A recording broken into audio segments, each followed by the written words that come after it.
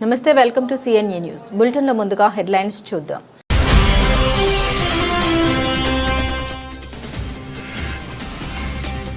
MLA పంతం నానాజీ చేసిన వ్యాఖ్యల్ని తీవ్రంగా ఖండించిన మాజీ ఎంపీ వంగ గీత.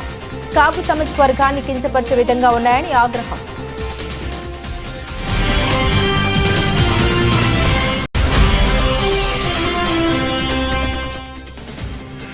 వెంకటాయపాలెంలో నిర్వహించిన వైఎస్ఆర్సీపీ కాపు నాయకుల ఆత్మీయ సమ్మేళనం. అభివృద్ధి కోసం తీసుకోవాల్సిన చర్యలపైనే చర్చించామన్న మాజీ మంత్రి దాడిశెట్టి రాజా.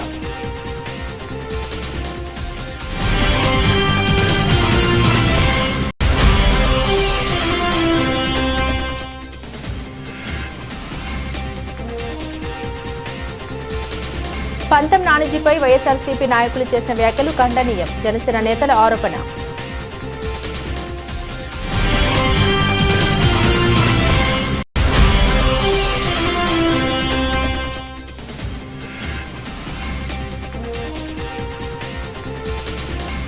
సామర్లకోటలో కమ్యూనిటీ హాల్ నిర్మాణాలకు శంకుస్థాపన.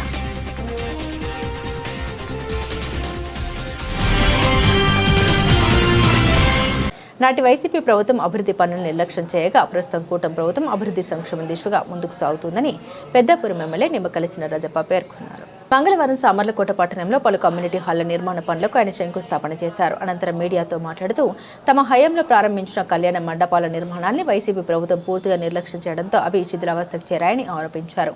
కూటమి ప్రభుత్వం అధికారంలోకి వచ్చిన తర్వాత నిలిచిపోయిన అభివృద్ధి పనుల్ని తిరిగి ప్రారంభించామని తెలిపారు. చంద్రబాబు నాయుడు గారి కూటమి కానీ వేళ అభివృద్ధిలో దూసుకుపోతాం. అక్కడ జగన్మోహన్ రెడ్డి గారు అభివృద్ధి అన్ని కూడా జరుగుతుంటే జరగలేదని వేళ దుష్ప్రచారం చేస్తున్నాడు. అలాగే పెద్దాపురం పట్టణంలో అనేక అభివృద్ధి కార్యక్రమాలు ఈ 2 సంవత్సరాలలో కూడా ఆగిపోయిన కార్యక్రమాలన్నీ కూడా మనం ముందుకు తీసుకొచ్చి పట్టాలు ఎక్కించాం. దాన్ని కూడా ఇలా కామెంట్ చేసే పరిస్థితికి ఇలా వైసీపీ నాయకులు వచ్చారు. వేళ 5 సంవత్సరాలు 14, 19, 5 సంవత్సరాలు కూడా బ్రహ్మాండంగా అభివృద్ధి చేశాం. ఎన్నో కార్యక్రమాలు జరిగినాయి. పట్టణం అంతా కూడా అనేక కార్యక్రమాలు జరిగినాయి. తర్వాత గవర్నమెంట్ మారిన తర్వాత ఒక్క కార్యక్రమం కూడా 5 సంవత్సరాలు కూడా వైసీపీ గవర్నమెంట్ ముట్టుకోలేదు. ఏంటంటే చంద్రబాబు నాయుడు గారు చేసిన కార్యక్రమాలు కానీ చంద్రబాబు నాయుడు గారిని శతాబ్ది పార్క్ కానీ ఆయన పేరు పార్కు తాళు వేయించిన ఘనత మీ దర్బాబు గారు. అలాగే రాజప్ప గారు అక్కడ గడియాత్తమం కడితే ఆ గడితం రాజప్ప గారు కట్టేది దీన్ని కూడా పోగొట్టేది అని చెప్పి మున్సిపల్ తీర్మానం చేయించేది ఘనత. అలాగే ఇవాళ అనేక కళ్యాణ మండపాలు వేళ మనం ఇస్తే ఇవన్నీ కూడా ఆఫ్ చేసి ముట్టుకోలేదండి. ప్రయత్నం మేము వచ్చిన తర్వాత ఇవన్నీ కూడా లైన్లో పెట్టి పెద్దాపురం పట్టణంలో 12 కళ్యాణ మండపాలు, సామరకొట్టంలో 7 కళ్యాణ మండపాలు ప్రారంభించడం అన్ని కూడా స్టార్ట్ చేశాం. అలాగే మళ్ళీ ఆ పార్కు తావేసిన పార్కుని తీసి బాగు చేయడం, ఆ గడియల స్తంభం కూడా ఓపెన్ చేసాం అప్పుడే. అదే కాకుండా ఇవాళ మడం పార్క్ కానీ నీలం చెరువు పార్క్ కానీ దాన్ని కూడా పెద్ద ప్రాజెక్ట్గా తయారు చేసి దాన్ని కూడా బాగా తయారు. రాజప్ప గారు ఈ పట్టాలు పేదల పట్టాలు తీసుకున్నారు. జగనాన్ని పట్టాలు నేను తీసుకుంటానా? మాటనే సిగ్గులేదు. జగనానికి ఇచ్చిన పట్టాలు తీసుకుంటానా? దాన్ని బట్టి చూస్తే మీకు అర్థమవుతుంది ఆయన ఎంత నిజం చెప్తున్నాడు. జనసేన పార్టీ అధ్యక్షుడు పవన్ కళ్యాణ్ అనకాపల్లి పార్లమెంట్ నియోజకవర్గ పరిశీలకుడిగా పిఠాపురం మాజీ ఎమ్మెల్యే పెండం దొరబాబును నియమించారు.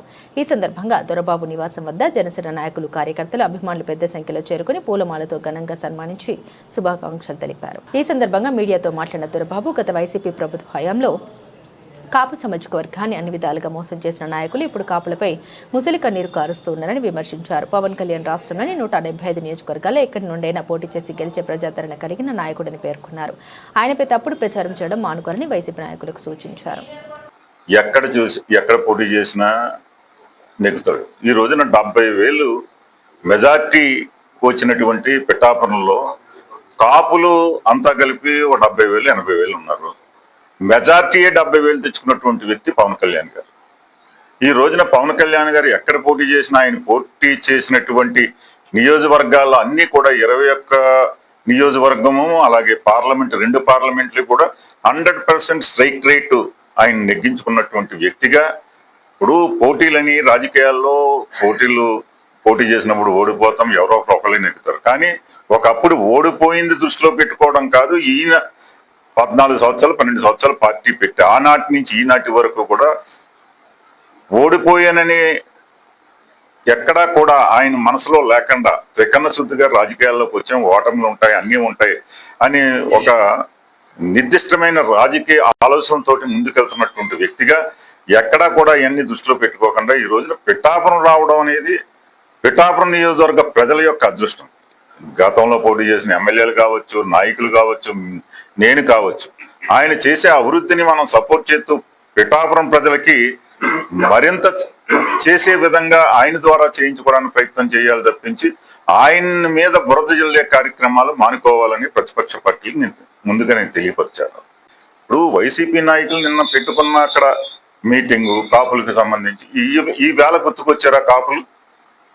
ఈ వేళ గుర్తుకొచ్చారా వైసీపీ నాయకులకి? ఇప్పటి వరకు కాపులు ఎక్కడా కూడా గుర్తింపులో లేదే. ఒక రాజ్యసభ పదవిని కూడా ఇప్పుడు కాపులకు ఇవ్వలేదే వైసీపీ పార్టీలో. దేని గురించి? కాపులు అంత పనికిరాని వాళ్ళ? కాపులు అవసరం అయింది కాబట్టి ఈ రోజున ఉన్న కాపులను పెట్టుకుని మీటింగ్ పెట్టుకుని తద్వారా లబ్ధి పొందాలనుకునే విధానం మానుకోవాలని చెప్పి నేను తెలియజేస్తా. ఏపీ పీటీడీ ఉద్యోగ సంఘాల జేఏసీ ఆధ్వర్యంలో నిర్వహించిన ధర్నా గేట్ మీటింగ్ లో ఆర్టీసీ పరిరక్షణ, ఉద్యోగుల సమస్యల పరిష్కారం కోసం పలు డిమాండ్లు వినిపించాయి. ప్రజా రవాణా సంస్థ అయిన ఆర్టీసీని విద్యుత్ బస్సుల పేరుతో దశల వారీగా ప్రైవేటీకరించే ప్రయత్నాన్ని ప్రభుత్వం విరమించుకోవాలని జేఏసీ నాయకులు కోరారు. ఆర్టీసీ విలువైన ఆస్తిని ప్రైవేట్ ఆపరేటర్లకు అప్పగించరాదని, ఎలక్ట్రిక్ బస్సుల్ని ఆర్టీసీ నిర్వహించాలని డిమాండ్ చేశారు.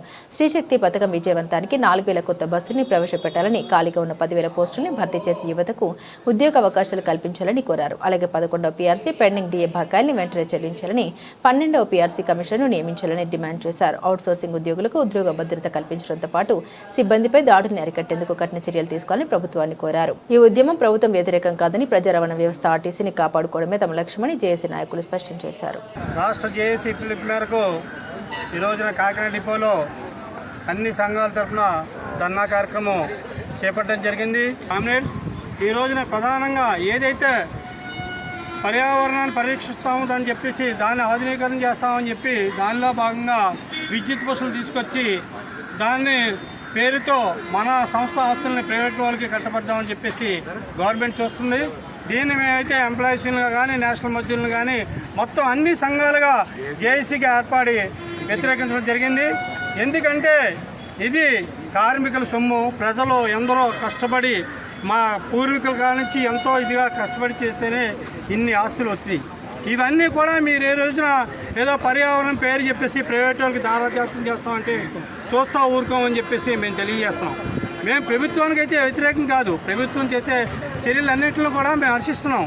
అలాగే శ్రీశక్తి పథకాన్ని పెట్టారు, దానికి కూడా మేము హర్షించాం. మా కార్మికులు నలిగిపోతున్నా సరే మేము ఈ ప్రభుత్వానికి చెడ్డ పేరు రాకూడదని చెప్పేసి ఎంతో కష్టపడి చేస్తున్నాం.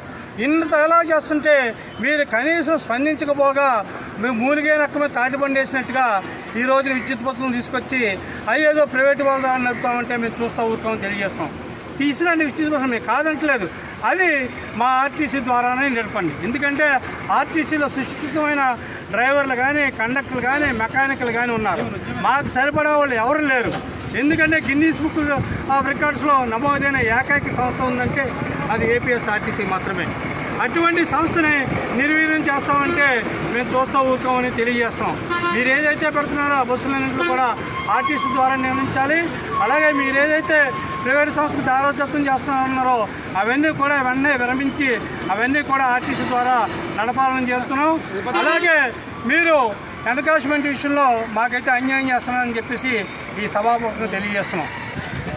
ఏదైతే మన ప్రైవేటు బస్సు ఉందో ఆ ప్రైవేటు బస్సుకు సంబంధించి ప్రైవేటు ద్వారా కాకుండా ఆర్టీసీని నిర్వహించాలని, అదేవిధంగా శ్రీశక్తిలో వస్తున్న సమస్యల మీద పరిష్కారంగా మరి ఉండాలని, మరి ఏదైతే మరి విద్యుత్ బస్సులు ఉన్నాయో విద్యుత్ బస్సుల వల్ల మా ఉద్యోగస్తుల కంటే మరి ప్రజలకు ఎక్కువ నష్టం కలుగుతుంది. ఎందువల్లంటే మరి ఈ రోజు వరకు ఇస్తున్న మరి ఉచిత ఫ్రీ బస్సు కానీ అదేవిధంగా ఇప్పుడు వచ్చి ఎలక్ట్రికల్ బస్సులు వచ్చి కేవలం 9 మీటర్లు 12 మీటర్లు అంటే ఆ బస్సులు కేవలం ఒక 31 కెపాసిటీ 25 కెపాసిటీతో వస్తుంది.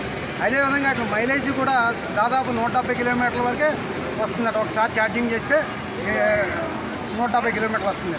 దానివల్ల ఇప్పుడు ఏదైతే మా బస్సు ఉందో ఆక్యుపెన్సీ దాదాపు ఇవాళ 100 నుంచి 120 వరకు ఓఆర్ వస్తుంది.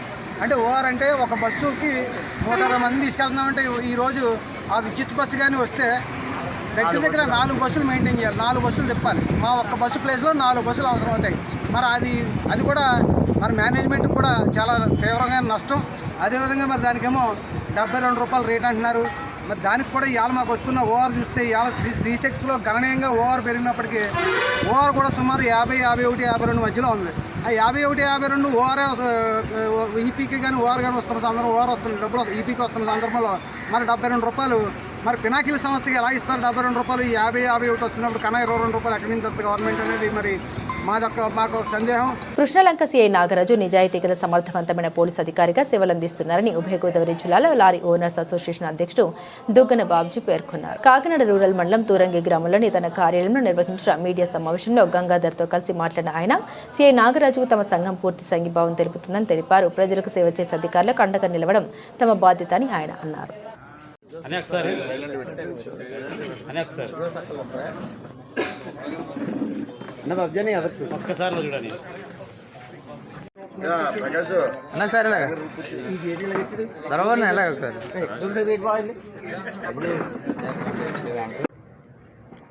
ఇవాళ ఈ ప్రెస్ మీట్ పెట్టడం ముఖ్య ఉద్దేశం,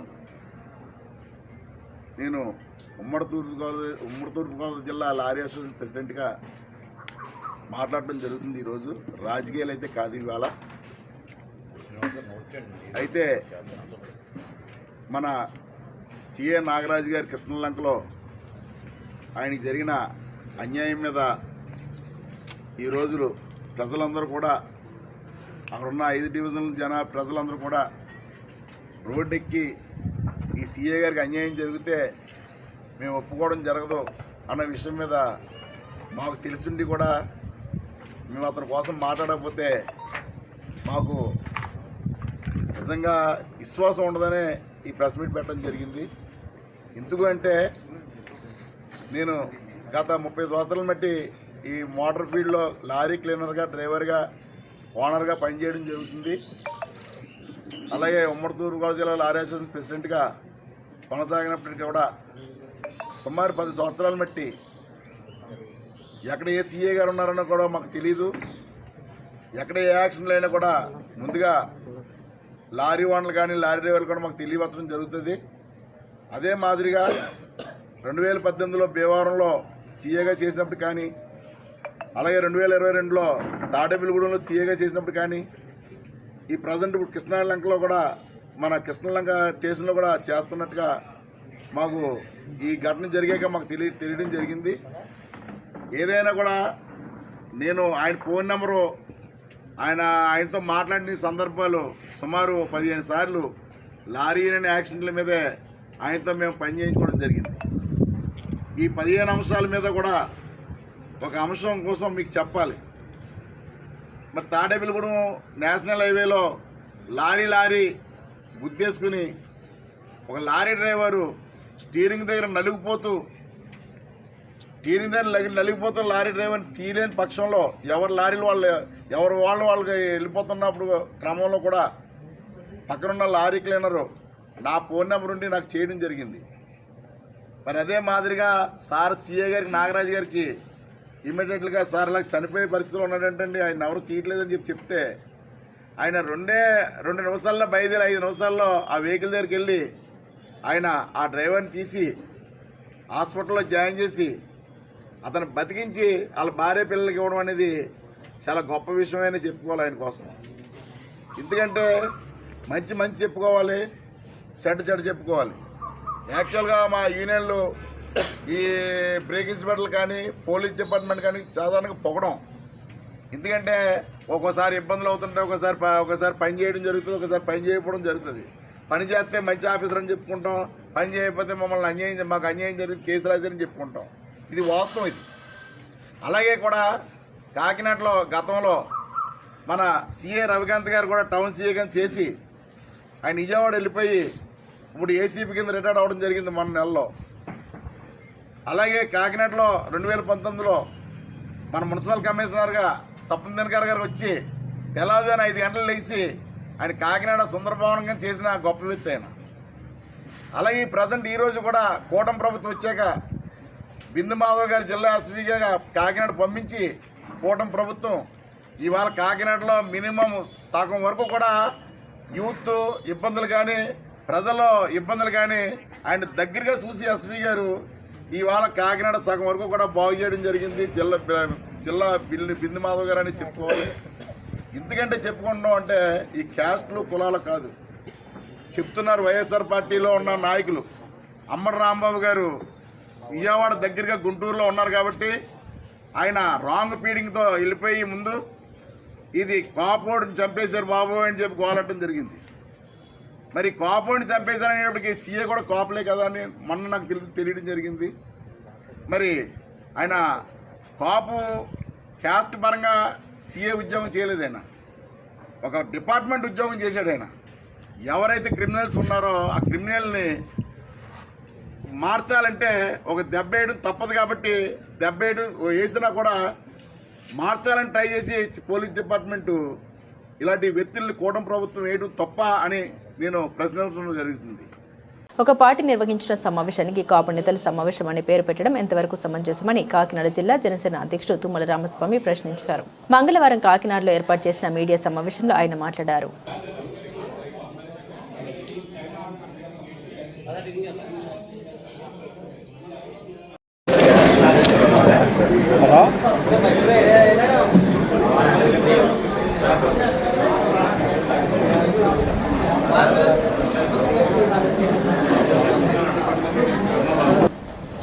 ఈరోజు ఈ సమావేశం ఏర్పాటు చేయడానికి ముఖ్య కారణం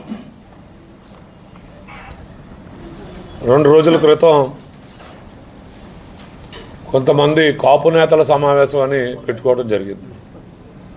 ముందుగా కాపు నేతల సమావేశం అనే దాన్నే ముందుగా నేను ఖండిస్తా ఉన్నా.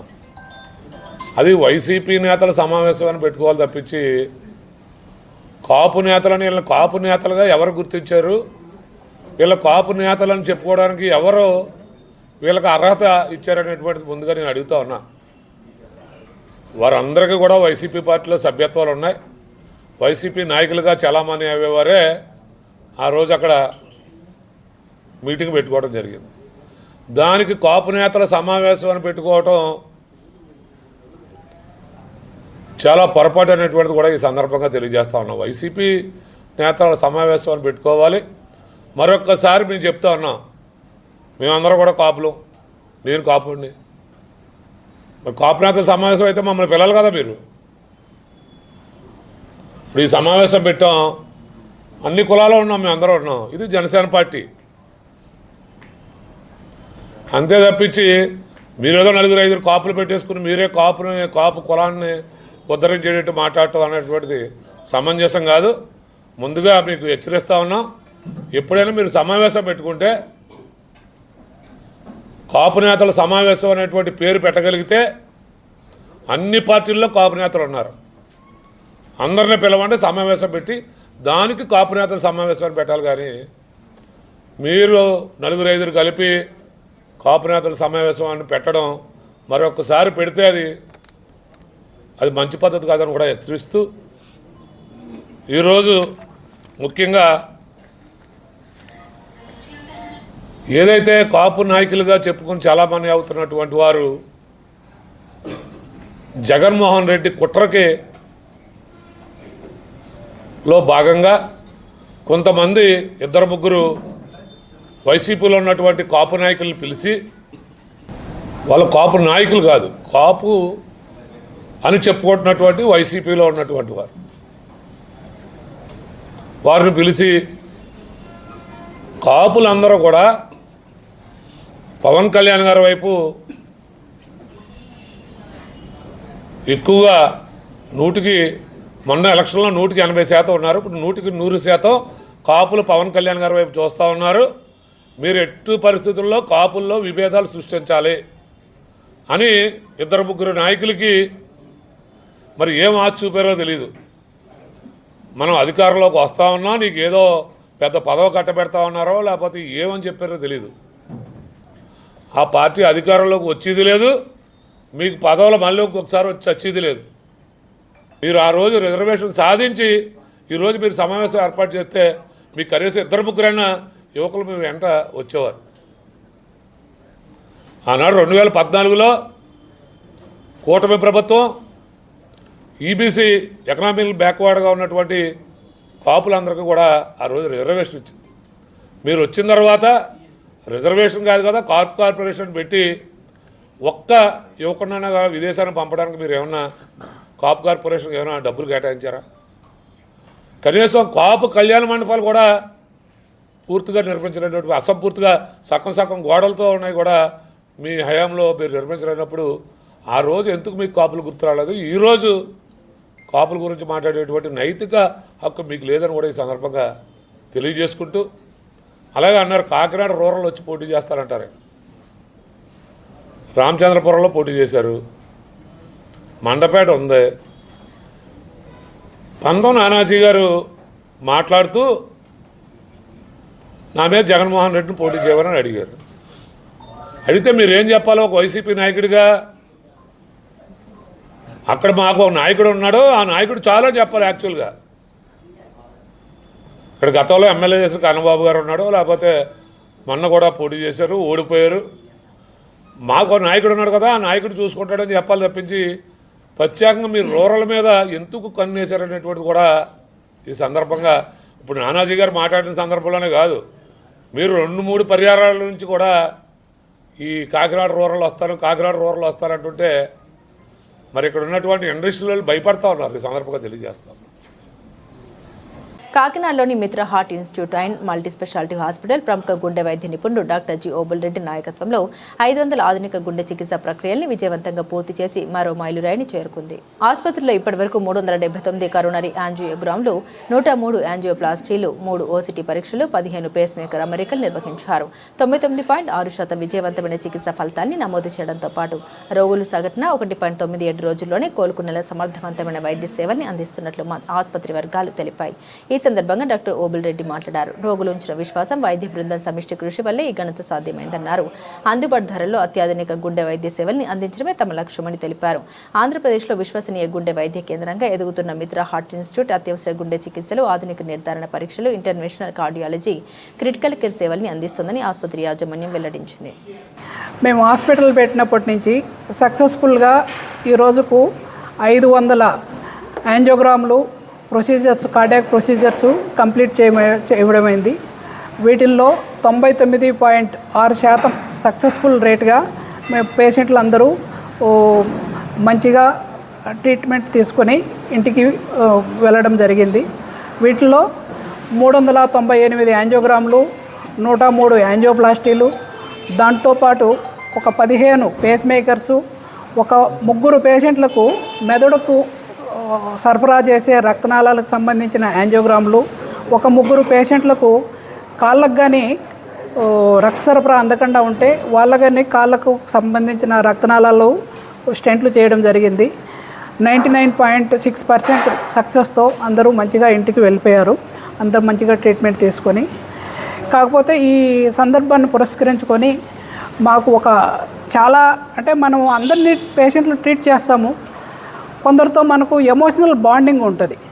ఆ ఎమోషనల్ బాండింగ్ ఎట్లా అంటే మనం ఎవరూ చేయలేనిది మనం చేసినాం అనుకోండి, అప్పుడు అది ఒక రకమైన సాటిస్ఫాక్షను, ఒక రకమైన బాండ్ అట్లా ఉంటుంది. మీకు ఈరోజు ఆ వ్యక్తిని లోకేష్ అని చెప్పేసి 13 ఏళ్ళ బాబు వచ్చిన కండిషన్లో తనకు హార్ట్ ట్రాన్స్ప్లాంట్ చేయాలి, హార్ట్ దొరకలేదు. జనవరి నుంచి వెతుకుతున్నారు, ఏప్రిల్ దాకా ట్రై చేశారు. బాబుకు సరిపడా హార్ట్ దొరకలే ఎక్కడ. దొరక్క యశోదాలో హైదరాబాద్లో చాలా ట్రై చేశారు కానీ హోప్స్ లేవు. ఇంకా ప్రతిరోజు ఐసీయూలో ఇంకా ఏ మాత్రం పరిస్థితి ఆశాజనకంగా లేనప్పుడు ఇంకా లాస్ట్ హోప్స్తో ఇంకా వాళ్ళు వద్దు అని చెప్పేసి ఇంటికి తీసుకెళ్ళడం జరిగింది. ఆ పరిస్థితుల్లో మిత్ర హాస్పిటల్లో జాయిన్ కావడం జరిగింది. మేము కానీ మాకు ఇంకా తెలిసిన డాక్టర్స్ మిగతా ఇండియాలో ఉండే పెద్ద పెద్ద హాస్పిటల్, ఎంజిఎం హాస్పిటల్ కానీ వీటంటికి ట్రై చేశాము. కావేరీ హాస్పిటల్స్ హైదరాబాద్లో, ఇంకా పద్మావతి హార్ట్ ఇన్స్టిట్యూట్లో అన్నీ చూసాము. వేరే డాక్టర్స్ కానీ ఈ బాబుకుండే కండిషన్లో ఈ లివర్ కానీ కిడ్నీ కానీ ఏమాత్రం సహకరించే పరిస్థితి లేదు.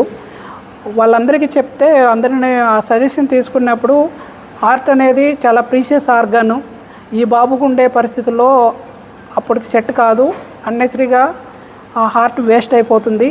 కాబట్టి బెటర్ మీరే ట్రీట్ చేయండి, ఇంకా దేవుడు ఎట్లా ఉంటే అట్లా ఉంటుంది. హార్ట్ అబ్బాయికి చేయడం అంత మంచిది కాదు, హార్ట్ ట్రాన్స్ప్లాంట్ తట్టుకోలేడు, ఇబ్బంది అయిపోతుంది అన్నారు.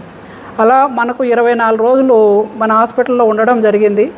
మధ్యలో ఒకరోజు హాస్పిటల్లో హార్ట్ దొరికి ఇమీడియట్గా మేము ఫ్లైట్ బుక్ చేసి వెళ్ళాం. ఫ్లైట్కి వెళ్తే ఈ క్యాన్లాస్ అన్నీ ఉండడం వల్ల ఆ ఫ్లైట్లో వాళ్ళు అలో చేయలేదన్నమాట. అది ఒక విధంగా మంచిగా వచ్చింది. మళ్ళీ హాస్పిటల్కి మళ్ళీ తీసుకురావడం జరిగింది.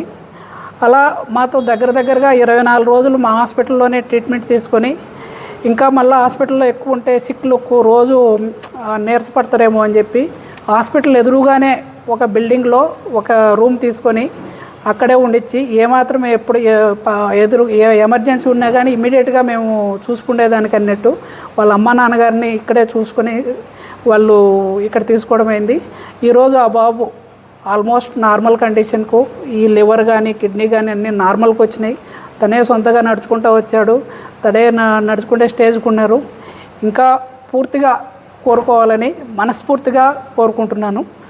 ఇది మా ఈ 6 నెలల్లో మాకు చాలా సంతృప్తికరమైన మంచి అంటే ఒక సాటిస్ఫాక్షన్ ఇచ్చిన కేసు. దీంతోపాటు ఈ జర్నీలో ఇంత సక్సెస్ అంటే 99.6 అనేది it is a very great achievement. ప్రపంచంలో ఎక్కడైనా కానీ మనం ఎంత మంచిగా చేసినా ఆ జబ్బు రీత్యా వాటికుండే స్వభావ రీత్యా గుండె జబ్బులు ఏంటంటే ఒక 5% మోర్టాలిటీ ఉంటుంది. అక్యూట్ ఎంఐ అంటే హార్ట్ అటాక్ వస్తేనే ఒక 5 మంది 100లో మనం 95 మందినే కాపాడగలుగుతాం, ఒక 5 మంది ఇబ్బంది అవుతారు. మనకు అలాంటిది మన అదృష్టము ఏదో 99.6 వరకు మనం చేసిన ఆపరేషన్లో సక్సెస్ కావడం జరిగింది. ఈటీవీఎఫ్ అని వచ్చాయి, మినిట్స్లోనే ఉంటాయి అన్నమాట. వీటికి ఇమ్మీడియట్గా ఏదన్నా వచ్చినప్పుడు షాక్ ఇచ్చుకోవడం, అవసరమైతే ఇమ్మీడియట్గా ఇంటిబేట్ చేసుకోవడం. అవి మాకు 24/7 మాకు అనస్థిసియా, మా క్రిటికల్ కేర్ టీం ఉంటుంది, 24 గంటలు ఉంటారు అనస్థిసియా టెక్నీషియన్స్.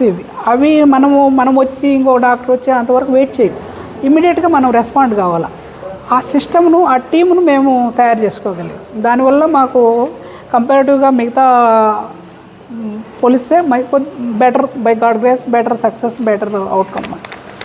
అంబేద్కర్ కోనసీమ జిల్లా రామచంద్రపురం నియోజకవర్గంలోని వెంకటాయపాలెంలో ఈ నెల 21న ఎమ్మెల్సీ తోట త్రిమూర్తులు నివాసంలో నిర్వహించిన వైఎస్ఆర్సీపీ కాపుల ఆత్మీయ సమ్మేళనంపై కాకినాడ రూరల్ ఎమ్మెల్యే పంతం నానాజీ చేసిన వ్యాఖ్యల్ని మాజీ ఎంపీ వంగ గీత తీవ్రంగా ఖండించారు. కాకినాడలోని జిల్లా వైఎస్ఆర్సీపీ కార్యాలయంలో ఏర్పాటు చేసిన మీడియా సమావేశంలో మాట్లాడిన ఆమె నానాజీ వ్యాఖ్యలు అనుచితమైనవని, కాపు సామాజిక వర్గాన్ని కించపరిచే విధంగా ఉన్నాయని ఆగ్రహం వ్యక్తం చేశారు. ప్రజాస్వామ్యంలో ఏ సామాజిక వర్గమైనా సమావేశాలు నిర్వహించుకోవడం సహజమని, అలాంటి కార్యక్రమాలపై అధికార పార్టీ నేతలు అభ్యంతరం వ్యక్తం చేయడం వెనుక రాజకీయ ఉద్దేశాలు ఉన్నాయని ఆరోపించారు. కాపు నాయకుల సమావేశంపై విమర్శలు చేయడం మానుకొని ప్రజా సమస్యలపై దృష్టి సారించాలని ఆమె హితవు పలికారు. ఎమ్మెల్యే నానాజీ తన వ్యాఖ్యల్ని వెనక్కి తీసుకుని కాపు సమాజానికి క్షమాపణ చెప్పాలని డిమాండ్ చేశారు. ఎందుకంటే మీరు పవన్ కళ్యాణ్ గారిని ప్రశ్నార్థకంలో పెడతారు, ఇలాగే అడ్డదిడ్డంగా మాట్లాడే అలాంటి ఆయన ఏమన్నారు, మొన్న వచ్చి నాకు 21 మంది ఎమ్మెల్యేలు ఉన్నారు, 3 ఎంపీలు ఉన్నారు, ఇంతమంది ఉన్నారు, ఎవరూ మాట్లాడట్లేదు, నేనే వచ్చి మాట్లాడుకోవాల్సి వస్తుంది అన్నారు. ఆ ప్రెస్టేషన్తో మీరు ఏది పడితే అది జగన్ గారిని అందరినీ మాట్లాడుతున్నారు. ఎందుకు అంటున్నాను నేను. ఇంకొకటి, మీరు ఏది వంకరగా తీసి మేము మాట్లాడి అన్నీ తీసి వంకర పెడతారా చెప్పండి నానాజీ గారు. మేము మొన్న జరిగిన మీటింగ్ ఏంటి, మేము అందరూ ఉన్నారు అక్కడ 8 మంది 7 ఎక్స్ మినిస్టర్లు ఉన్నారు, ఒక deputy CM, X deputy CM ఉన్నారు, ఎంపీలు, ఎక్స్ ఎమ్మెల్యేలు, ప్రజెంట్ ఎమ్మెల్సీలు అందరూ ఉన్నారు. బొత్స సత్యనారాయణ గారు ఫ్లోర్ లీడర్, ఆయన ప్రతిపక్ష నాయకుడు ఆయన ఉన్నారు, అనేక మంది చైర్మన్లు అందరూ వచ్చారు. వీళ్ళందరినీ అంటే కాపుల్ని కుక్కల కింద పోలిస్తారా? కాపుల్ని కుక్కలతో పోల్చడం సమంజసమా? నిజమైన కాపు బిడ్డ మాట్లాడవలసిన మాట ఇదేనా? మీకు తెలీదా కాపులు ఎలా ఉంటారో? కాపులు ఒక మాట పడరు, ఒక మాట అనరు. అలాంటిది మీరు ఈ రకంగా మాట్లాడడం ఎంత తప్పు? దీన్ని కూడా మేము తీవ్రంగా ఖండిస్తున్నాం. ఈ విషయానికి క్షమాపణ చెప్పాలి. మీరు మీ మాటలని వెనక్కి తీసుకోవాలి, క్షమాపణ చెప్పాలి. ఆడబడుచుగా నేను అడుగుతున్నాను, ఈ రకంగానా? రెండోది, మేమేమి చర్చించలేదంట, ఏదో గబగబా మాట్లాడేసామంట. అసలు నేను ఇందాకనే అడుగుతున్నాను, మీకెందుకు ఉలుకుపాటు? రేపు తెలుగుదేశం వాళ్ళు కూర్చుంటారు, ఆల్రెడీ వాళ్ళు రహస్యంగా కూర్చుంటున్నారు. వాళ్ళు ఆల్రెడీ వాళ్ళ ప్రయత్నం వాళ్ళు చేసుకుంటున్నారు. మేమేదో మా కార్యక్రమం మా పార్టీ పరంగా మేము తీసుకున్నాం. మీకెందుకు? మేము అడిగిన అజెండా ఏం కనపడలేదా? కన్నబాబు గారు లాస్ట్లో అందరితో చర్చించి చదివిన ఎజెండా మీకు వినపడలేదా? ఏది కాపు నేస్తాం? ఏది ప్రజలకు కాపులకి ఇస్తానన్న ఏవి? విదేశీ విద్య ఏది? ఏవి వరుసగా చెప్పండి. మీరు మేము ఇది చేసామని చెప్పండి. కాపు కార్పొరేషన్ యాక్టివిటీ ఏది? 3,000 కోట్లు ఏవి సంవత్సరానికి? 9,000 కోట్ల రూపాయలు ఏవి? ఇవేమీ చెప్పట్లేదు. పెద్దలిద్దరూ చెప్పినట్టుగా, మా సోదరులు ఇద్దరూ చెప్పినట్టుగా డైవర్షన్ చేయాలి. అందుకే సోదరా నేను చెప్తున్నాను, మీరు ఆవేశంలో ఉద్రేకంగా ఇదేదో గట్టిగా ఉంటుందని మాట్లాడినా కరెక్ట్ కాదు. అది మన కాపులు మాట్లాడాల్సిన మాట కాదు. ప్రజాప్రతినిధిగా ఇలా మాట్లాడడం కరెక్ట్ కాదు. నేను ముందే చెప్తున్నాను, పిఠాపురం నా సొంతం. నేను డిక్లేర్ చేశాను మొన్న ఎలక్షన్లో కూడా, జగన్ గారి సమక్షంలో డిక్లేర్ చేశాను. మీరు అడిగిన సందర్భం గురించి నేను చెప్తున్నాను. రేపు నేను చనిపోతే నా క్రియలు కూడా అక్కడే జరుగుతాయి. ఆల్రెడీ నేను రాసే పెట్టుకున్నాను. ఎందుకంటే అది నేను పుట్టిన గ్రామం. చచ్చిపోతే మళ్ళీ అక్కడే పుడతాను నేను. ఇప్పుడే అనుకుంటున్నారా? మళ్ళీ పుడతాను నేను. ఎందుకంటే ఇప్పుడు ఇక్కడ పెడితే మీలాంటి వాళ్ళుగా మొన్నదాకా మా వరం తమ్ముడు అనేవాడు. ఎందుకులే నేను సమాధానం చెప్పడం అని అనుకున్నాను. 94 నుంచి నేను అంతకు ముందు నుంచి 1985 నుంచి నేను డిగ్రీలో మ్యారేజ్ అయిన దగ్గర నుంచి రాజకీయాల్లో మా విశ్వనాథ్ గారు కూడా ఉన్నాను. నేను 95లో 10 సంవత్సరాలు కార్యకర్తగా పనిచేస్తే జిల్లా పరిషత్ చైర్మన్ అయ్యాను నేను. మా సోదరుడు కన్నబాబు గారు చెప్పినట్టుగా ఎన్నో పదవులు చేసినా ఎప్పుడూ మేము అలా అనుకోలేదు. ఇది 100% ఆ కాపులను గుర్తించి కాపు ఆడపడుచుగా నాకు ఇచ్చిన అవకాశం. మొన్న జగన్మోహన్ రెడ్డి గారు నేను ఆగిపోయిన వ్యక్తిని పిలిచి గీతమ్మ తల్లి, గీతమ్మ, రామ్మ అని చెప్పి నాకు ఎంపీ ఇచ్చి ఎంతో గౌరవించి ఎంపీగా గెలిచే అవకాశం ఇచ్చారు. అలాగే మొన్న పిఠాపురంలో మళ్ళీ పోటీ చేసే అవకాశం నాకు ఇచ్చారు. చిరంజీవి గారితో, జగన్మోహన్ రెడ్డి గారితో ఆశీర్వదించబడ్డాళ్ళమ్మ. మీరు ఈ రకమైన రాజకీయం మాట్లాడొద్దు దయచేసి. ప్రజల గురించి మాట్లాడండి. మొన్న కాపు సమావేశంలో కూడా కాపుల అభివృద్ధి కోసం, కాపులకి ప్రభుత్వం చేస్తున్న అన్యాయం కోసం, కాపులకి ప్రభుత్వం నుంచి రావాల్సినవి రాబట్టడం కోసం, కాపులకి అందరం కలిసి అండగా ఉండడం కోసం ఏర్పాటు చేసింది.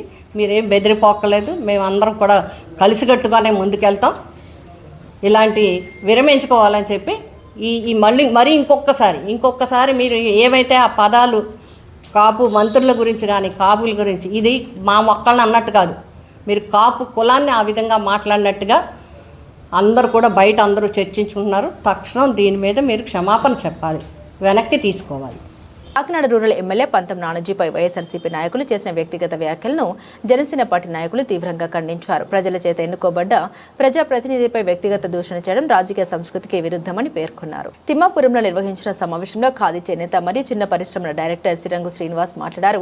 ఎమ్మెల్యే నానాజీ చేసిన వ్యాఖ్యల్ని వక్రీకరించి రాజకీయ లబ్ధి పొందేందుకు వైఎస్ఆర్సీపీ ప్రయత్నిస్తుందని ఆరోపించారు.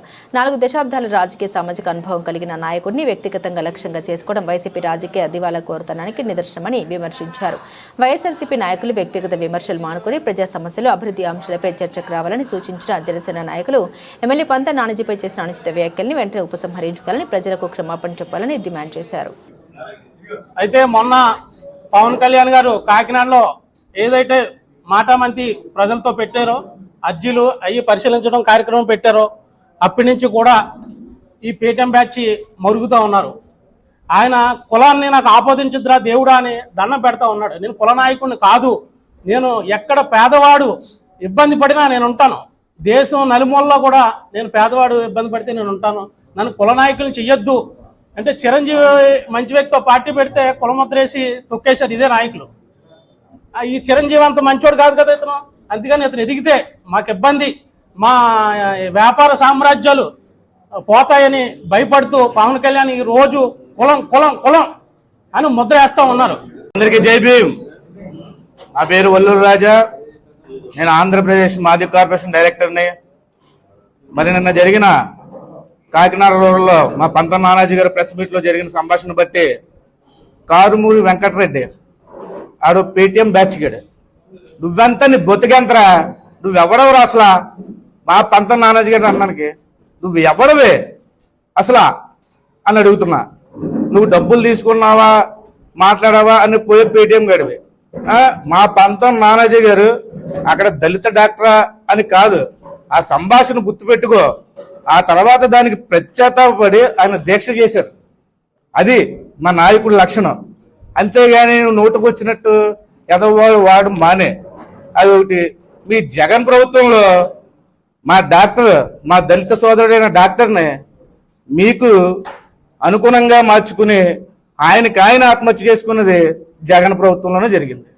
అదేవిధంగా అనంతబాబు ఎమ్మెల్సీ అదేదో ప్రపంచ యుద్ధం నెగ్గేసినట్టు మా దళిత సోదరుని చంపేసి ఒక గిఫ్ట్ ప్యాక్ చేసి వస్తే జైలు నుంచి వచ్చినోడికి ఓ పూలమాలో దాంట్లో ఈ వైసీపీ నాయకులు అందరూ. మరి ఏమన్నా ప్రపంచ యుద్ధం ఏమైనా గెలిచి వచ్చాడా? మా దళితులను అన్యాయం చేసిన పార్టీ ఏదంటే జగన్మోహన్ రెడ్డి వైఎస్ఆర్సీపీ పార్టీయా? ఎందుకంటే మా 27 పథకాలు తొలగించాడు. అంబేద్కర్ విద్యా విధానాన్ని జగన్ విద్యా విధానంగా మార్చుకున్నాడు. గత 2-3 రోజులుగా వైసీపీ నాయకులు మాట్లాడుతూ స్థాయి పదజాలం అనే మాటలు విపరీతంగా వినిపిస్తున్నాయి. అవును సార్, మా ఎమ్మెల్యే గారికి 16 నెలలు జైల్లో ఉండే స్థాయి కాదు. మా ఎమ్మెల్యే గారు మీకులాగా తల్లిని చెల్లిని పక్కన పెట్టించేసిన స్థాయి కాదు. మా ఎమ్మెల్యే గారు చేసిన అభివృద్ధి ఆలోచించుకుంటే మీ 151 మంది ఎమ్మెల్యేలు 5 సంవత్సరాల్లో మీరు ఏం చేశారు, మా ఎమ్మెల్యే గారు 2 సంవత్సరాల్లో ఏం చేశారు కంపేర్ చేసుకుని మా ఎమ్మెల్యే గారి గురించి మీకు మాట్లాడే స్థాయి ఉందా లేదని ఒకసారి ఆలోచించుకోవాలని తెలియజేసుకుంటున్నాము. అది కాకుండా పదజాలం గురించి మాట్లాడుతున్నారు. మీకు పదజాలం గురించి మాట్లాడితే హక్కు లేదు సార్. మీరు పదజాలం గురించి మాట్లాడుతుంటే చాలా హాస్యాస్పదంగాను దయ్యాలు వేదాలు వల్లించినట్టు ఉంది సార్. దేనికంటే ఇదే వైసీపీ నాయకులు మా కళ్యాణ్ గారిని ఏ విధంగా టార్చర్ చేసి మాట్లాడారు. మేము literally we cried a lot. ఆ మాటలు విని అసలు చాలా బాధపడ్డాం. ప్రతి ఒక్కళ్ళు కూడా చాలా ఆవేదన చెంది ఆవేదనకి వచ్చిన రిజల్టే ఈ రోజు కూటమి ప్రభుత్వానికి వచ్చిన గెలుపు సార్. అదే లేడీస్ ని పక్కన పెట్టుకుని లకారాలతో తిట్టినప్పుడు మన అసెంబ్లీ సాక్షిగా ఆడవాళ్ళని ఎంత అగౌరవపరిచి మాట్లాడారో మీకు బాగా తెలుసు.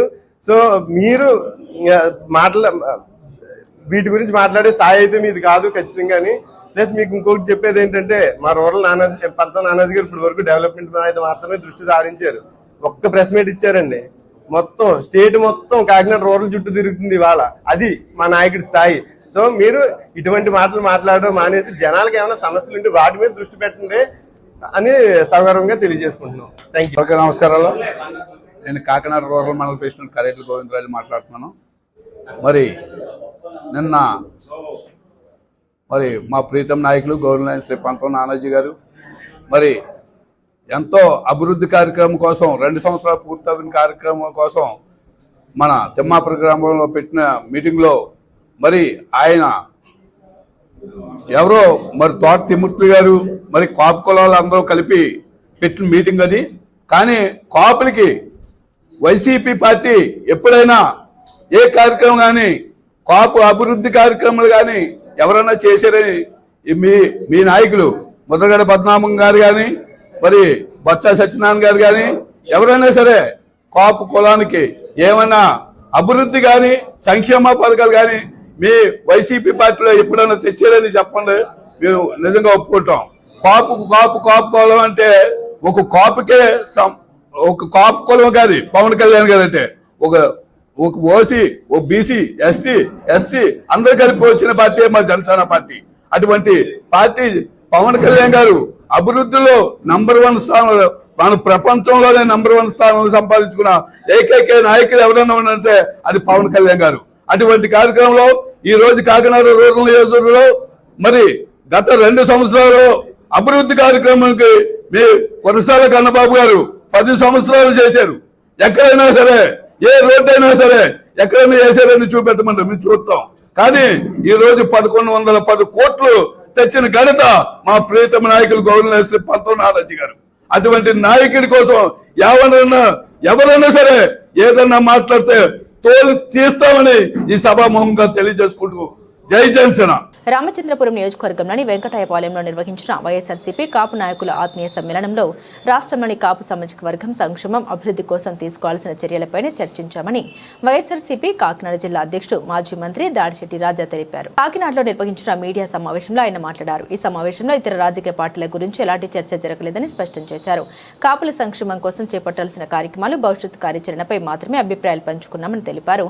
అలాంటి సమావేశంపై కాకినాడ రూరల్ ఎమ్మెల్యే పంతం నానాజీ తన ఇష్టం వచ్చినట్లు వ్యాఖ్యలు చేయడం సరికాదని రాజా హితో పలికారు.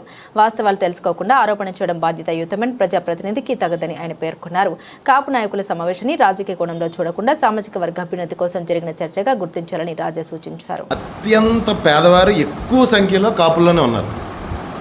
అంటే చౌదరీస్లో కానీ, లేకపోతే రెడ్డిలో కానీ, రాజుల్లో కానీ, వైశ్యాస్లో కానీ, ఈ అన్ని కమ్యూనిటీల కన్నా అగ్రవర్ణాల్లో ఎక్కువ సంఖ్యలో అతి పేదవారు కడు పేదరికంలో ఉన్నారు, కాపుల్లోనే ఉన్నారు.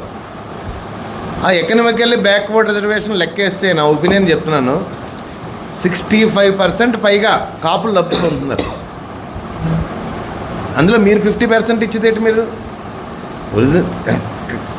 పొలిటికల్ రిజర్వేషన్లో కానీ ఒరిజినల్ రిజర్వేషన్లో 5% ఇవ్వండి మాకు. ఎందుకంటే మీరే ట్రిగ్గర్ చేశారు. 2013 నుంచి మీరే ట్రిగ్గర్ చేసుకుంటూ తిరిగారు. కాపులకి రిజర్వేషన్ ఇస్తాను, కాపులకి రిజర్వేషన్ ఇస్తానని మీరే కదిపారు. మీరు కదిపిన తర్వాత అధికారం వచ్చినట్టు చేస్తానని చంద్రబాబు నాయుడు గారు చెప్పారు. మీరు చేస్తారేమో అన్న ఉద్దేశంతో కాపులు అందరూ కూడా 1 సంవత్సరం వెయిట్ చేశారు. తర్వాత మా ఉద్యమ నాయకుడు ముద్రగడ పద్మనాభం గారు ఆధ్వర్యంలో మరి జరిగిన ఇష్యూస్ మన జిల్లాలో, రాష్ట్రం అంతా తెలుసు, దేశం అంతా తెలుసు. మీరు ట్రిగ్గర్ చేశారు, అన్నీ మర్చిపోయారు అందరూనే. విజయభాస్కర్ రెడ్డి గారు ఇచ్చిన జీవో అమలు చేయకపోతేనే మర్చిపోయారు అందరూనే. ఆ రోజు కూడా ముద్రగడ గారు చేసిన అమరనీయ దీక్ష వల్ల తర్వాత మీరు పరిపాలన చేశారు. మళ్ళీ మీరు ట్రిగ్గర్ చేసి, మీరు గుర్తు చేసి, నేను ఇస్తాను, నాది హామీ అని ప్రామిస్ చేశారు. కాపులు అందరూ రోడ్డు ఎక్కారు. మరి కాపులను ఒక ప్లాన్డ్గా, ఈ రాష్ట్రంలో ఉన్న కాపులందరినీ ఒక ప్లాన్డ్గా మీరు సంఘ వ్యతిరేక శక్తుల కింద నెమ్మదిగా రంగా గారి దగ్గర నుంచి మొదలెట్టి చిత్రీకరణతో వచ్చారు. ఇందాక కన్నబాబు గారు చెప్తున్నారు. ఇప్పుడు కూడా అలాగే నెమ్మదిగా చిత్రీకరిస్తున్నారు. మా వేలుతో మా కళ్ళే పడుతున్నారు, మా కమ్యూనిటీ కళ్ళే పడుతున్నారు. మీరు తెలివితేటలు ఉపయోగించి చంద్రబాబు నాయుడు గారు ఇదే ఎవరు గమనించకపోవడం లేదు, గమనిస్తున్నారు. మీరన్న రిజర్వేషన్ ఇప్పించండి. ఎకనామికల్లీ బ్యాక్వర్డ్ కమ్యూనిటీలో మాకున్నది మాకు అందుతుంది, ఇంకా ఎక్కువే అందుతుంది. 65% వరకు ఒక అంచనా పెరగడం అంటున్నారు పెద్దలందరూ, లెక్కలేసి అంటున్నారు పెద్దలందరూ. నా ఒపీనియన్ చెప్తున్నాను నేను, పార్టీలు అయినది కాదు. మీరు ఏదైనా మీరు హామీ ఇచ్చింది క్యాస్ట్ రిజర్వేషన్ ఇప్పించండి, మాకు పొలిటికల్ రిజర్వేషన్ ఇప్పించండి. కూడా కాపులకి ఏ రకమైన లబ్ధి జరగాలని చెప్పేసి మా పెద్దల డైరెక్షన్లో కాపుల గురించి మాట్లాడుకున్నాం తప్పితే వేరే పార్టీల గురించి కూడా మేము మాట్లాడుకోలేదు. నేను మీటింగ్లో వ్యక్తుల గురించి కానీ పార్టీల గురించి కానీ మాట్లాడుకోలేదు. మేము కాపులకి ఏం చేయాలి, ఏ రకంగా అండగా నిలబడాలి అన్న దాని మీద మేము మా డిస్కషన్ అంతా, ఎజెండా కూడా అదే. సాయి కృష్ణకి డబ్బులు ఇవ్వాలని అదంతా బొత్స చేస్తున్నాను గారు ముందు జాగ్రత్తగా ప్లాన్ చేసి ఇచ్చేసారు. ఎవరిని విమర్శించకండి, మనం అనుకున్నది డైవర్ట్ అయిపోద్దని చెప్పేసి. అందుకని ఎవరు మేము మాట్లాడలేదు ఏమని. కూటమి ప్రభుత్వం అధికారంలోకి వచ్చిన 2 ఏళ్ల కాలంలో కాకినాడ సిటీ నియోజకవర్గంలో 591.19 కోట్లతో సంక్షేమ అభివృద్ధి కార్యక్రమాలు అమలు చేశామని ఎమ్మెల్యే వనమాడి కొండబాబు తెలిపారు. కాకినాడ సూర్యకళ మందిరంలో 2 ఏళ్ల నమ్మకం అభివృద్ధి సంక్షేమ కార్యక్రమాలు ఆయన మాట్లాడారు. అభివృద్ధి పనులకు 120.64 కోట్ల, సంక్షేమ పథకాలకు 450.55 కోట్లు వెచ్చించినట్టు వెల్లడించారు. సూపర్ 6 పథకాలు, తల్లికి వందనం, శ్రీశక్తి దీపం 2, అన్న క్యాంటీన్లు, ఎన్టీఆర్ భరోసా పెన్షన్లు, అన్నదాత సుఖీభావ వంటి పథకాలు ప్రజలకు ప్రత్యక్ష లబ్ధి చేకూరుస్తున్నాయని పేర్కొన్నారు. మహిళా భద్రత, గంజాయి నియంత్రణ, పారిశ్రామిక అభివృద్ధి, గృహ నిర్మాణం, విద్యారంగ బలోపేతం, ఉపాధ్యాయుల నియామకాలు, మౌలిక సదుపాయాల విస్తరణకు ప్రభుత్వం ప్రాధాన్యత ఇస్తుందని తెలిపారు. ఈ కార్యక్రమంలో ఎమ్మెల్సీ పేరాబత్తుల రాజశేఖర్, మాజీ మంత్రి చిక్కల రామచంద్రరావు మాట్లాడారు. కూటమి ప్రభుత్వం అమలు చేస్తున్న సంక్షేమ అభివృద్ధి కార్యక్రమాన్ని ప్రజలకు వివరించారు. ప్రభుత్వంపై ప్రతిపక్షాలు చేస్తున్న విమర్శలు వాస్తవాలకు విరుద్ధమని పేర్కొన్నారు. ఈ కార్యక్రమంలో ఎన్డీఏ కూటమి నాయకులు, అధికారులు, ప్రజాప్రతినిధులు, మహిళలు పెద్ద సంఖ్యలో కార్యకర్తలు పాల్గొన్నారు.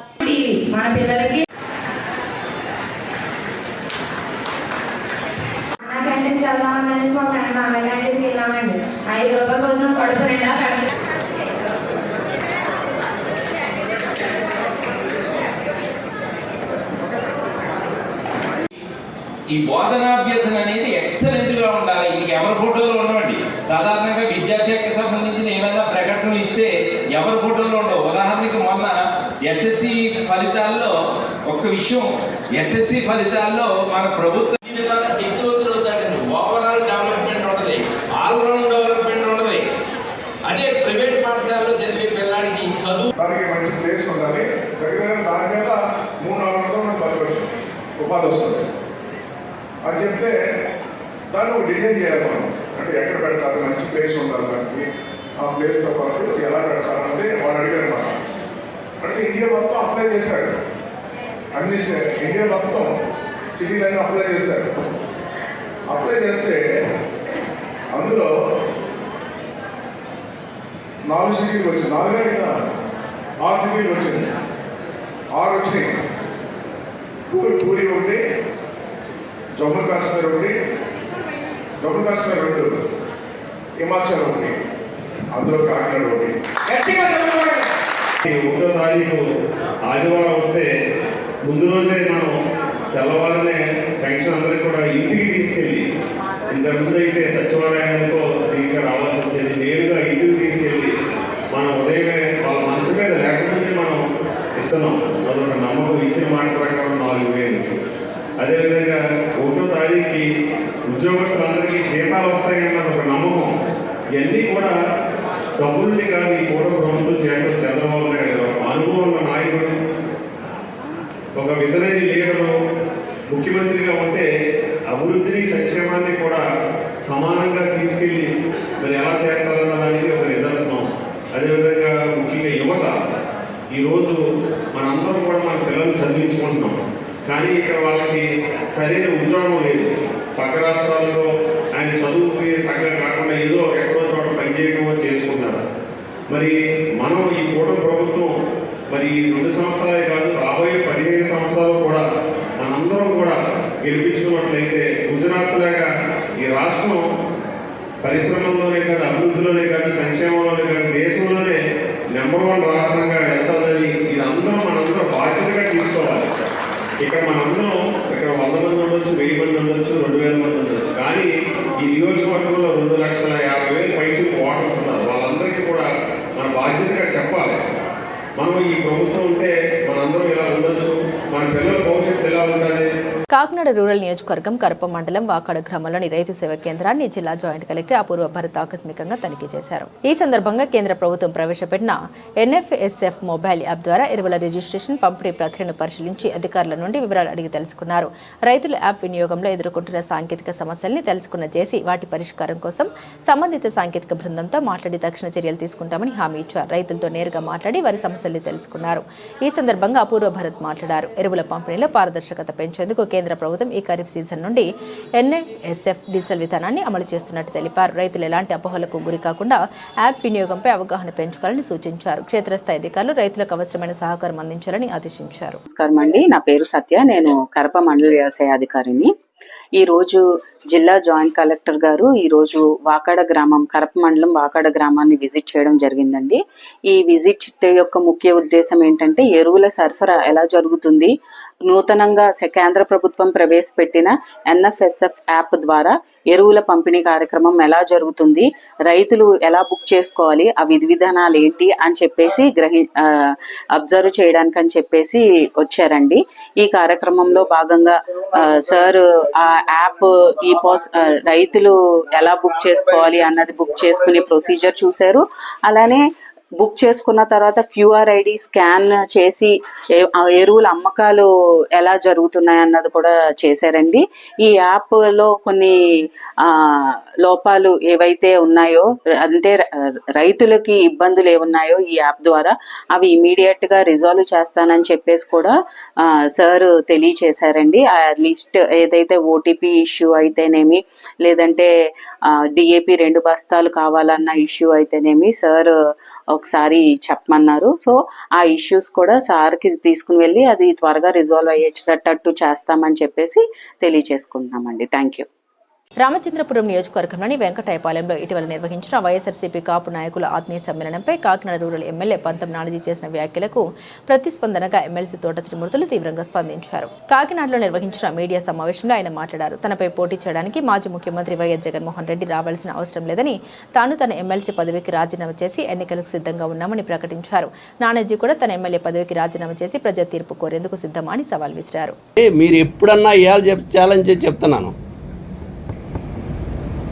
ఒకటి గుర్తుపెట్టుకో, జగన్మోహన్ రెడ్డి గారు నేను ఓడిపోయినప్పుడు నన్ను పార్టీలోకి తీసుకుని నాకు ఎమ్మెల్సీ పదవి ఇచ్చాడు. నాకు ఎమ్మెల్సీ పదవి ఇస్తే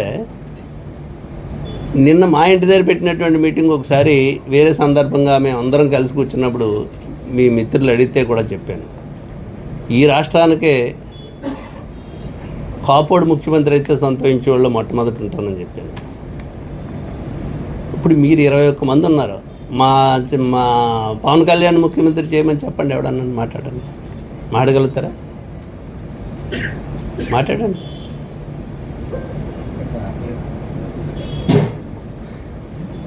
అంటే నేను జగన్మోహన్ రెడ్డి గారు నాకు పదవి ఇచ్చినప్పటికీ కూడా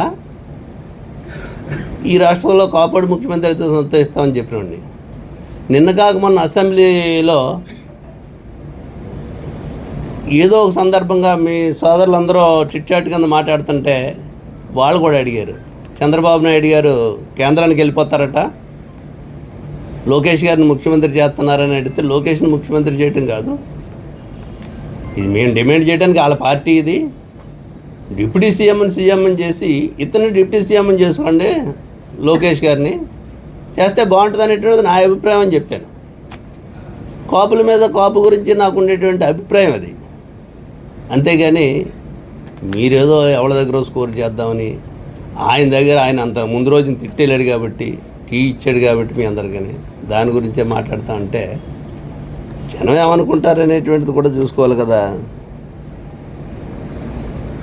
నేను ఇంకా చాలా చెప్పగలుగుతాను, నా గురించి నీకు, నీ గురించి నాకు తెలియదంటే ఏమీ లేదు.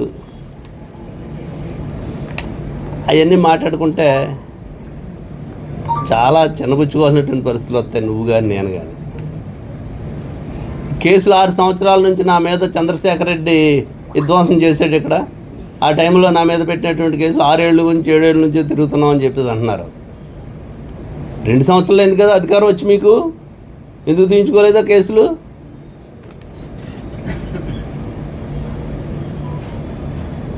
తరిం కొట్టారు, కళ్ళకి కర్రకి ముళ్ళు వేసి కొట్టారు, ముళ్ళు ఇది మేకులు తగిలించి కొట్టారు. మీరు చెప్పిందే, మేము చెప్పేది కాదు ఇది. అప్పుడు ఎవరన్నా అడిగారా అనేటువంటి చెప్తున్నారు.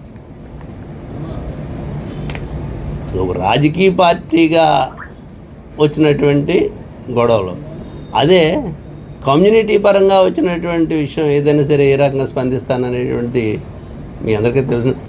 అంతేగాని మేమేదో కుక్కలో లేకపోతే వైసీపీ కుక్కలో, మేము కుక్కలమే కావచ్చు. ఈ మాటలు అనేటువంటి నిన్ను అంతకంటే నేను ఎక్కువ తట్టగలుగుతాను, కానీ అది మంచిది కాదు. చివరిగా ఒక మాట చెప్తున్నాను, మీరు మాట్లాడిన దానికి నానాజీ, ఇది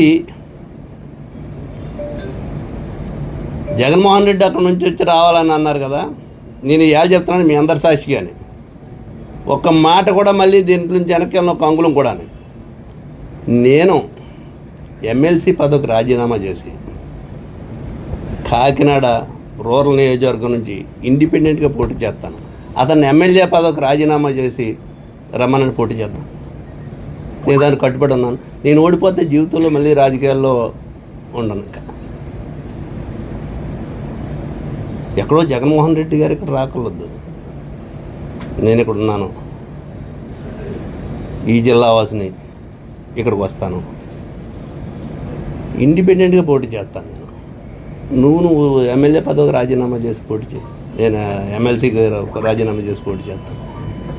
చాలా సందర్భాలుగా రాజకీయ నాయకులు సవాళ్ళు ఎదుర్కొంటారు. అటువంటి సవాల్ కాదు, దీనికి నిలబడి ఉంటాను, కట్టుబడి ఉంటాను అనేటువంటి మీ సాక్షిగా చెప్తున్నాను నేను.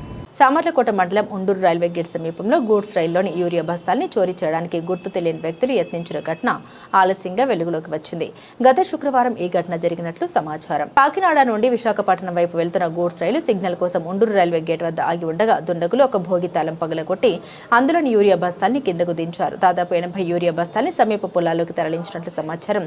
రైల్వే సిబ్బంది సమాచారం మేరకు ఘటనా స్థలానికి చేరుకున్న రైల్వే పోలీసులను గమనించిన దుండగులు అక్కడి నుండి పరారయ్యారు. అయితే ఘటనపై పూర్తి వివరాలు ఇంకా తెలియరాలేదు. సమాచారం కోసం సంప్రదించగా ఇది తమ పరిధిలోని కేసు కాదని రైల్వే పోలీసులు పేర్కొన్నట్టు తెలిసింది.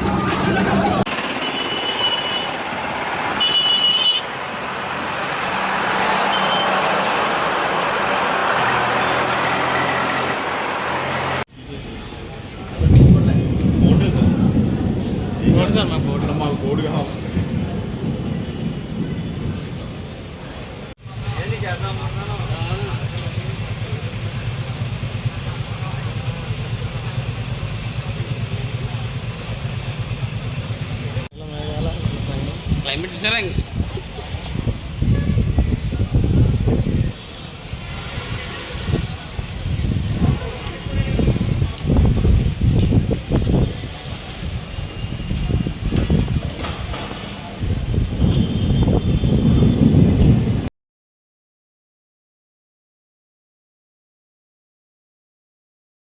అంబేద్కర్ కోనసీమ జిల్లా రామచంద్రపురంలో నిర్వహించిన మీడియా సమావేశంలో కూటమి నాయకులు వెంకటాయపాలెంలో జరిగిన వైసీపీ కాపు నాయకుల ఆత్మీయ సమావేశంపై తీవ్ర విమర్శలు చేశారు. రాజకీయ మనుగడ కోసమే ఆ సమావేశం నిర్వహించారని ఆరోపించారు. డిప్యూటీ సీఎం పవన్ కళ్యాణ్ ఒక కులానికి పరిమితం చేసి జనసేన పార్టీని బలహీనపరచడంతో పాటు కూటమి ప్రభుత్వాన్ని అస్థిరపరిచే ప్రయత్నమే వైసీపీ కాపు నాయకుల సమావేశమని పేర్కొన్నారు. కాపు సామాజిక వర్గాన్ని ఉన్నత స్థాయికి తీసుకెళ్లేందుకు కృషి చేస్తున్న పవన్ కళ్యాణ్ పై విమర్శలు చేయడం తగదన్నారు.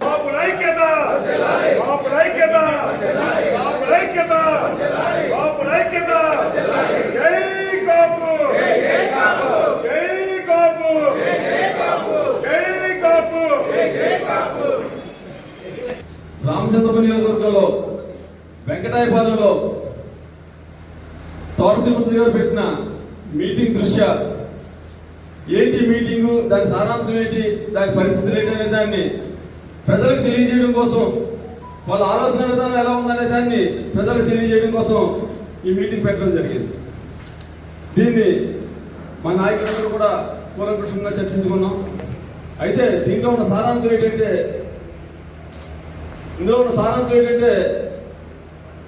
అసలు ఈ మీటింగ్ ఎందుకు పెట్టారన్నది ఆ విషయాన్ని మనం తర్వాత మాట్లాడుకుందాం. నిన్న వచ్చిన నాయకులందరూ కూడా గతంలో ఎంతో కాలం నుంచి వైసీపీలో కొనసాగుతున్న వాళ్ళే. అయితే వీళ్ళందరూ కూడా కొన్ని విషయాలు మర్చిపోయినట్టున్నారు. ఒకసారి జ్ఞాపకం చేస్తారని ఉంది. గతంలో మీ అందరికీ తెలుసు, కాపులకి 5% రిజర్వేషన్ ఇవ్వడం జరిగింది. ఆ ఇచ్చిన రిజర్వేషన్ని వైఎస్ఆర్ పార్టీ తుంగలో కొట్టిన విషయాన్ని మీరు మర్చిపోయారేమో మాకు ఇంకా జ్ఞాపకం ఉంది. అదేవిధంగా కాపులకి తెలుగుదేశం గవర్నమెంట్లో 2000 కోట్లు కేటాయిస్తే దాన్ని డబల్ చేస్తామని చెప్పేసి వాగ్దానం చేయడం మీరు మర్చిపోయి ఉండొచ్చు, కానీ మాకు ఇంకా జ్ఞాపకం ఉంది. ఆ 2000 కోట్లకి డబల్ చేస్తానని మాట్లాడించి ఇచ్చిన దాన్ని కూడా పథకాలకు సంబంధించిన దాంట్లో చూపించేసుకుని మేము ఇచ్చేసామని చెప్పేసి ఓటర్ నాటకాలు ఆడడం కూడా మా అందరికీ కూడా జ్ఞాపకం ఉంది. చూడండి, మీ వైసీపీ నాయకులకి ముఖ్యంగా మేము చెప్పేది ఏంటంటే, మీరందరూ చూస్తున్నారు, చాలా కాలంగా వైసీపీ గవర్నమెంట్ కానీ లేదా గతంలో ఏ రాజకీయ పార్టీ చూసుకున్నా సరే కులాల మీద రాజకీయం చేస్తుంది. ఆ కుల రాజకీయాలు చేయడం అనేది మా జనసేన పార్టీ విధానాల్లో కుల రాజకీయాలు చేయకూడదు అనేది మా ముఖ్య విధానం. ఎందుకంటే మీరు కులాలు రాజకీయం అంటేనే కులాలు అని మీరందరూ కూడా మాట్లాడచ్చు, కానీ ఆ విధానం మారాలి. రాజకీయాలకి కులాలకి లేదా మత ప్రస్తావన రాకూడదు, ప్రాంతీయ ప్రస్తావన రాకూడదు. ఇది రాజకీయం కానీ అభివృద్ధి కానీ జరగాలంటే అని మొట్టమొదటిగా అడిగేస్తున్న మా నాయకుడు ఎవరంటే పవన్ కళ్యాణ్ గారు. గౌరవ త్రిమూర్తులు గారు 2 రోజుల ముందు ప్రెస్ మీట్ పెట్టి వెంకటాయపాలెంలో మేము కాపులకి మీటింగ్ పెడుతున్నాం వైఎస్ఆర్సీపీ నాయకులందరికీ. అంటే పార్టీ మీటింగ్ తప్పులేదు, ఎందుకంటే రాజకీయాల్లో అనేక పార్టీలు ఉంటాయి. ఎవరు పార్టీ మనుగడ వాళ్ళు కాపాడుకోవడం వాళ్ళ ధర్మం. కానీ మనకి జన్మనిచ్చిన 1994లో ఈ రామచంద్రపురం నియోజకవర్గంలో జన్మనిచ్చిన రామచంద్రపురం నియోజకవర్గం నుంచే ఈ రోజు కాపులను అత్యున్నత స్థాయికి తీసుకెళ్తున్న వ్యక్తి ఎవరంటే శ్రీ పవన్ కళ్యాణ్ గారు. ఆయనకి వ్యతిరేకంగా ఈ మీటింగ్ పెట్టించడం ఎంతవరకు సమంజసం అని ఒక గురువుగా మిమ్మల్ని నేను అడుగుతున్నాను సార్. ఎందుకంటే మీరే నేర్పారు మాకు, కులాన్ని గౌరవించండి, మిగతా కులాలను కలుపుకొని రాజకీయాలు చేయండి. మరి ఈ రోజు కొణిదెల పవన్ కళ్యాణ్ కులం కాపు, అది తెలిసే కదా 2024 సార్వత్రిక ఎన్నికల్లో రామచంద్రపురం నియోజకవర్గంలో వాసంచెట్టి సుభాష్ గారు కూడా 95%, రాష్ట్ర వ్యాప్తంగా సుమారు 70% కాపులు మద్దతు ఇచ్చారు. ఈ రోజు మీరు మిగిలిన బొత్స గారి దగ్గర నుంచి అంబటి వరకు, అక్క వంగాగేట్ దగ్గర నుంచి మన కోరిగుడ్డ అమర్నాథ్ వరకు ఇలా కూడా సంబోధించకూడదు, ఎందుకంటే మన సంస్కారవంతులు చెప్పారు. సమాజంలో కాపులకి పవన్ కళ్యాణ్ గారు ఏం చేశారని అడిగారు. ఒక పెద్దన్న పాత్ర మాత్రమే పోషించమని చెప్పమని ఇందాక మన సోదరులు చెప్పారు. అదే విధంగా మేము చెప్తున్నాం. మరి మనం చేస్తున్న పని ఏంటి సార్? కాపుల ఐక్యత వర్ధిల్లాలని ఒక నోటితో మాకన్నా ముందు పెట్టి 40 సంవత్సరాల నుంచి మీరు మాట్లాడుతున్నారు కదా. మరి రేపు కాపుల ఐక్యత ఎలా ఉంటుంది? వైఎస్ఆర్ పార్టీ కాపులనే పెట్టి నియోజకంలో పెట్టి మీరు మరి ఎందుకు ఈ మధ్యన ఇలాగ మమ్మల్ని శిక్ష పెడుతున్నారు? అంటే మేము ఎవరో కూటమిలో ఉండకూడదా? కాకినాడ జిల్లా పిఠాపురం మండలం చిత్రాడ గ్రామంలో కన్నతల్లిని హత్య చేసిన కుమారుణ్ణి పోలీసులు అరెస్టు చేశారు. పోలీసుల కథనం ప్రకారం పెంట రాజబాబు భోజనం చేస్తూ తన తల్లి నాగమణి మంచినీళ్ళు తీసుకురావాలని కోరగా ఆలస్యం కావడంతో ఆగ్రహానికి గురై ఆమె తలను ఇంట్లోని పూజ మందిరంలో ఉన్న చెక్క బల్లకు బలంగా కొట్టాడు. తీవ్రంగా గాయపడ్డ నాగమణి కుటుంబ సభ్యులు కాకినాడ ప్రభుత్వ ఆసుపత్రికి తరలించగా చికిత్స పొందుతూ మృతి చెందింది. ఈ ఘటనపై ఆమె భర్త పెంట త్రిమూర్తులు ఇచ్చిన ఫిర్యాదు మేరకు పిఠాపురం పోలీసులు కేసు నమోదు చేసి దర్యాప్తు చేపట్టారు. అనంతరం నిందితుడు పెంట రాజబాబును అదుపులోకి తీసుకుని అరెస్టు చేశారు. ఈ కేసుకు సంబంధించిన వివరాలను Pithapuram circle inspector Srinivas media సమావేశంలో వెల్లడించారు.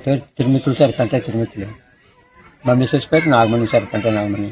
ఆ కుట్టినోడు పెంట రాజబాబు. మా అబ్బాయిని బుర్ర మీద కుట్టి బుర్ర గోడ గుర్తించేసి తమ మీద వేస్తే వెనకాల సిరిగిపోయి బెడ్ కడిపోయి కోమలో పెంచారు. నాకు 2 అబ్బాయిలండి. సన్నోడు శివనాథర్లో చూడండి హాస్పిటల్లోని. శివనాథర్లో డ్యూటీ చేసి వస్తుండగా బస్సు యాక్సిడెంట్ ఇది 2 సంవత్సరం సార్ చనిపోయి. మా పెద్ద కూరడు పని చేశారు సార్. తిరుగుతుంటారు, తాగుతుంటారు, వస్తుంటారు, ఇంట్లో అటాక్ చేస్తుంటారు సార్. అటాక్ చేసి వాళ్ళ అమ్మని ఇలా చేశారు సార్. అయితే మా భార్య చనిపోయింది. పేరేంటి మీ అబ్బాయి పేరు? పెంట రాజబాబు అండి పెద్దోడి పేరు అండి. చిన్నోడి పేరు పెంట సతీష్ అండి. మా భార్యని మా అబ్బాయి పిల్లలు తాగి వచ్చి ఇంట్లోని అటాక్ చేసి 12 రోజులు పోయిన తర్వాత హాస్పిటల్లో పెద్ద హాస్పిటల్లో ప్రాణం పోయించారు. మాకు ఇంకా నేను వంటనే కొంటారు అదే దారిలో. పిఠాపురం టౌన్ పోలీస్ స్టేషన్ పరిధిలో ఉన్నటువంటి చిత్రాడ గ్రామంలోని 9వ తారీఖు రాత్రి పెంట త్రిమూర్తులు అనేటువంటి ఆయన తన మిస్సెస్ని హాస్పిటల్లో జాయిన్ చేసి ఒక ఎమ్మెల్సీ రిపోర్ట్ మీద ఒక కేసు ఒకటి రిజిస్టర్ చేయడం జరిగింది. ఎవరైతే తన కుమారుడు ఉన్నాడో పెంట రాజబాబు అనేటువంటి వాడు భోజనం చేస్తుంటే తల్లి వాటర్ ఇమ్మంటే తొందరగా ఇవ్వలేదన్నటువంటి కోపంతో తల్లిని దేవుడు గదిలో ఉన్నటువంటి పల్లకేసి కొట్టడం, తల్లి అక్కడ పడిపోవడం, అది ఎస్ఐ గారు కేసు రిజిస్టర్ చేసి దర్యాప్తు జరుగుతున్నప్పుడు 20వ తారీఖున తల్లి చనిపోవడం జరిగింది. దాన్ని కేసు ఆర్డర్ చేయటం, ఈ రోజుని ఎవరైతే కుమారుడైనటువంటి రాజబాబుని culpable homicide not unwanted murder కేసులో Part 2 కింద అరెస్ట్ చేసి ఇవాళ రిమాండ్ రిపోర్టు రెడీ చేసి ఎక్కడైతే ఆ రోజు నుంచి కూడా చిత్రాడ గ్రామంలో పోకుండా మన బ్రిడ్జ్ దగ్గర తటస్థపడితే మాకు రాబోయేటటువంటి ఇన్ఫర్మేషన్ ప్రకారంగానే ఇవాళ జ్యుడిషియల్ మేజిస్ట్రేట్ ముందు హాజరుపరచడం జరిగింది. 15 రోజులు రిమాండ్ కూడా ఇవ్వడం జరిగింది. ఈ ఎవరైతే ఈ పెంట రాజబాబు అనేటువంటి వాడు చెడవచనాలకు అలవాటు పడి తల్లిదండ్రుల మాట అనుకోకుండా మద్యము తాగి ఎప్పుడు తల్లిదండ్రులు కొడతా ఉంటారని చుట్టుపక్కల కూడా చెప్పడం జరిగింది. ఈ చెడు వచనాల వల్ల యూత్ అంతా కూడా చెడిపోతున్నారనేటువంటిది కూడా అందరికీ కూడా ఈ విధంగా జరుగుతుంది. కాబట్టి అవేర్నెస్ క్యాంపుల ద్వారా ఇలాంటివి జరగకుండా తెలియచేయమనేటువంటిది మా జిల్లా ఎప్పటికైనటువంటి మొదలు కూడా చెప్పడం జరిగింది. అన్ని ఏరియాల్లోనూ క్యాంపులు పెట్టి. బులెటిన్ ముగించే ముందు హెడ్లైన్స్ మరోసారి.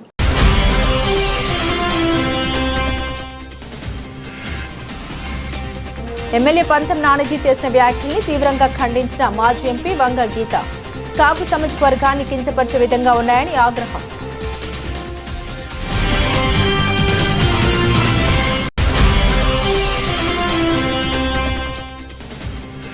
వెంకటాయపాలెంలో నిర్వహించిన వైఎస్ఆర్సీపీ కాపు నాయకుల ఆత్మీయ సమ్మేళనం. అభివృద్ధి కోసం తీసుకోవాల్సిన చర్యలపైనే చర్చించామన్న మాజీ మంత్రి దాడిశెట్టి రాజా.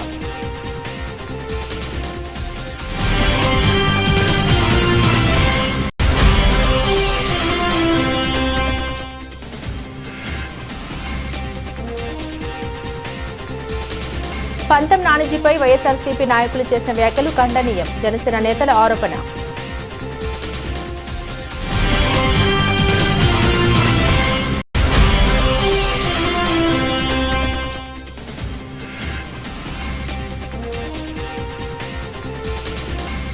సామర్లకోటలో కమ్యూనిటీ హాల్ నిర్మాణాలకు శంకుస్థాపన.